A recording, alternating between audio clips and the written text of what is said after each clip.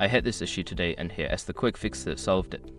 If you're looking to activate an ESIM with Bell on your Samsung device, follow these steps to get it done smoothly. Step 1. Check compatibility. Ensure your Samsung device supports ESIM functionality. You can usually find this information in the device specifications or settings. Step 2. Obtain ESIM activation code. Contact Bell customer service or visit their website to get your ESIM activation code. This code is essential for the activation process. Step 3. Open settings. On your Samsung device, go to the Settings app. This is where you'll manage your mobile networks. Step 4. Add mobile plan. In the mobile network section, select Add mobile plan. You will be prompted to scan the QR code provided by Bell or enter the activation code manually. Step 5. Confirm activation.